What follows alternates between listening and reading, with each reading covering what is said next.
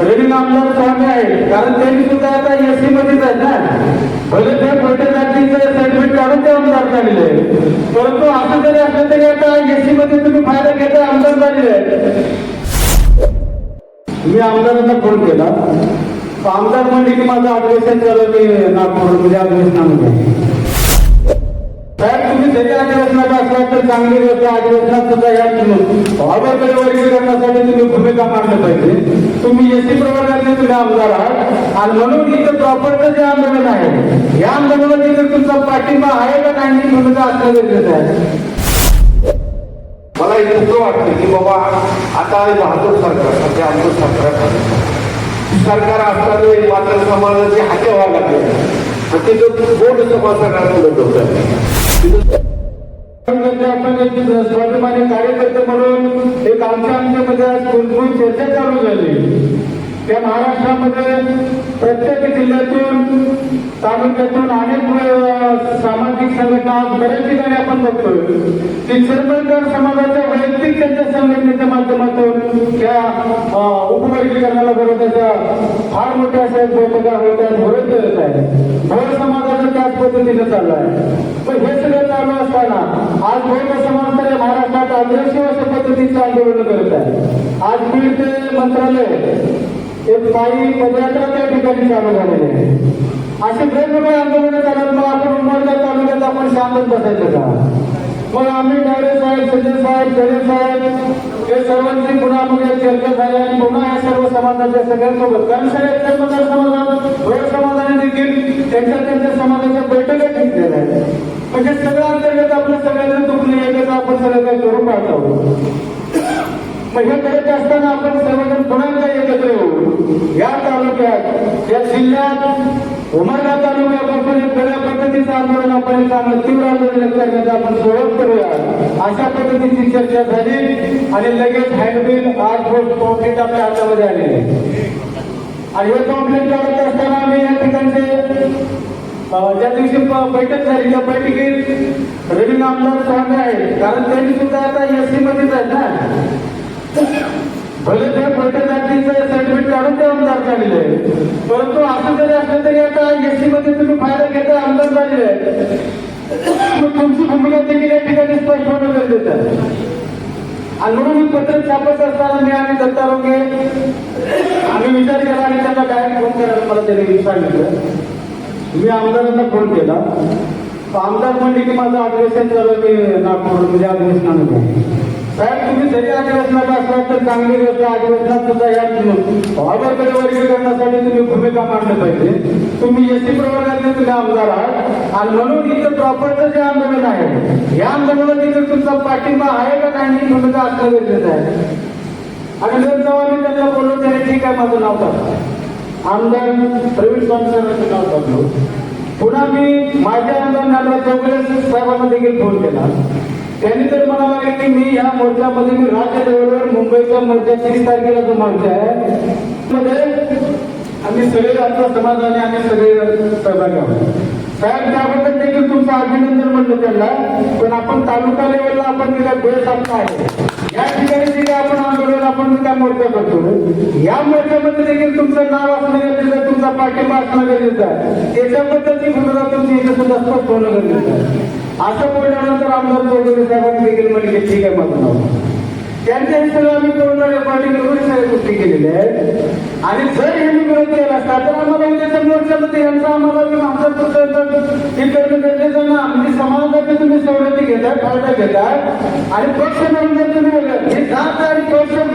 वेगवेगळ्या पद्धतीचे या ठिकाणी आंदोलन तुम्ही कुण्या पक्षात काम करत असाल, पण हा जो आज आपला लढा आहे हा जातीचा लढा आहे. आणि ह्या जातीसाठी तुम्ही ह्या जातीतून जे पारंपरिक आमदार खासदार झाला तर ह्या खालचा तळागाळातील कार्यकर्त्यासाठी उद्याच्या पिढीसाठी तुम्ही रस्त्यावर उतरणार का नाही सुद्धा तुमची भूमिका म्हणतो. आणि म्हणून आम्ही या सगळ्यांना पावती केलेलं आहे. आता ठिकाणी जी काही एक संघटना आहे हे RSSच्या अंतर्गत काम करण्याची मात्र त्याची संघटना आहे लहुजी शक्ती सेना. त्या लहुजी शक्ती सेनेच्या काही ठराविक बांधवांच्या मार्फत की बाबासाहेब आंबेडकरांचा विचार, बाबासाहेब आंबेडकरांनी जे तुमच्या आमच्यासाठी 59 जातीला की एका समूहामध्ये वज्रमुठ करून बांधून त्या 59 जातीला एसटी मध्ये 13% आरक्षणाच्या माध्यमातून एकसंघ राहण्याचं जे बाबासाहेब आंबेडकरांचं जे काही स्वप्न होतं ते बाबासाहेब आंबेडकरांचं स्वप्न हे कुठेतरी मातीमोल करण्यासाठी आणि म्हणून या RSS लोकांच्या दावणीला बांधलेले हे काही मातंग समाजाचे ठराविक कार्यकर्त्यांनी त्या जातीमध्ये वीस फिरून तिथं मातंग आणि बोटामध्ये कशा पद्धतीचं दंगली पेटून ही भूमिका इथल्या जातीवादी भाजप सरकारची निश्चितपणाने ठरलेली आहे आणि म्हणून त्यांनी या मातंग समाजाला पुढे करून हे आपल्यामध्ये भांडण लावण्याचं काम इथलं जातीवादी सरकार करत आहे म्हणून आपल्याला या जातीवादी सरकारचं जे काही राजकारण चालू आहे तिथल्या मातंग समाजाला त्यांचे डोके भडकावून इथं जे काही दंगली घडवण्याचं त्यांचं तिथं महापाप चालू आहे हे रोखण्यासाठी इथं आता तुम्हा आम्हाला सर्व 59 जातीपैकी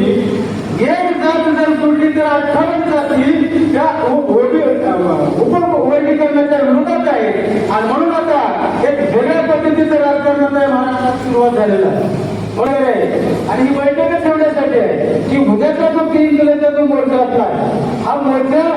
तुमच्या उद्याच्या लेकरा बाळाच्या भवितव्याचा हा उद्याचा मोर्चा आहे आता नाही तर आता पुन्हा कधीच नाही लागू झालं आताचा ठिकाणी आपलं वकील साहेबांनी बोलले इथं बौद्ध समाजाचं काय वापर होणार नाही परंतु ती बाबासाहेब आंबेडकरांनी या 59 जातीला एक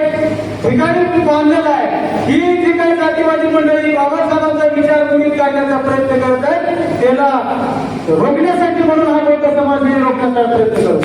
आम्हाला किती जागा मिळाल्या आमचा फायदा किती झाला तोटा किती झाला हे आम्हाला महत्वाचं नाही बाबासाहेब आंबेडकरांनी दिलेला विचार आहे ते विचार आम्हाला शेवटपर्यंत घेऊन जायचा आहे म्हणून आम्ही या मुद्द्यासाठी आपण काम मातंग समाजाबद्दल बोलायचं झालं तर हे वर्गीकरण चालू असताना जालना जिल्ह्यामध्ये बीड जिल्ह्यामध्ये आणि नगर जिल्ह्यामध्ये 3 मातंग युवकांच्या ठिकाणी ठीक आहे मला हे दुःख वाटतं की बाबा आता भाजप सरकार सध्या आमचं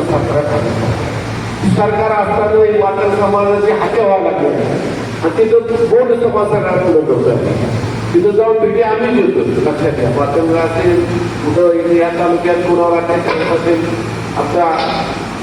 मातंग समाज असेल काय समाज असेल पुन्हा सर्व समाज कुठेही जास्त आम्ही पुढं राहतो त्या तालुक्यामध्ये मौदाची संख्या जास्त आहे माझा प्रत्येक गाव तिथं मौदाचे घर आहे तर मला समाजाला एक विनंती करायची आहे की सर्वांचा पुढाकार आपला असायला पाहिजे कारण का बाबासाहेबांना आपल्याला ते 59 जातीला आरक्षण दिलेलं आहे बाबासाहेब सांगून गेले आता यांनी सांगितलं की 100% जनगणना जर झाली आणि आरक्षण द्यायला तर 60% आरक्षण हे बुजावलं पण आम्हाला सर्व समाजाला घेऊन चालायचं बाबासाहेबांना सांगितलं की सगळ्यांना बोलवून घेऊन चला मात्र समाजाला सांगतो बाबासाहेब गांधीजींना तिथं बोलण्याची परिषद होती तिथं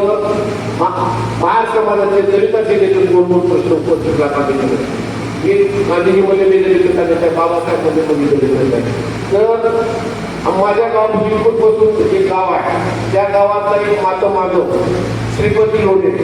की बाबासाहेब स्वरापुढे चालत गेला आणि बाबासाहेब हे दलित समाजाचे नेते आहेत उद्धार केले त्यानंतर म्हणजे आणि मराठवाड्या नामांतरा होतो आणि एवढं जातं आपलं आहे ते नामांतरण चालू होतं आणि पहिल्या पडी पोचरमला भेटत झाला मातंग समाजाबद्दल इतर सगळ्या जातीबद्दल आम्हाला आदर आहे काय आता होत्या जात्यात आमच्या आम्ही कधी होतो ज्यांना चौगले आम्हाला कधी वाटत नाही त्याला आम्ही बोलतो मतदान आम्ही दुसऱ्या ठिकाणी बसतो ती निवडणूक काय आहे की वेगळ्या विचार आहे परंतु बांधवांनो आपण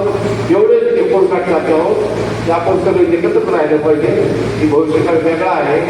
सध्या आहे आपलं या नावाखाली आपलं आरक्षण कमी करण्याचा प्रयत्न करीत आहे म्हणून मला आपल्याला विनंती आहे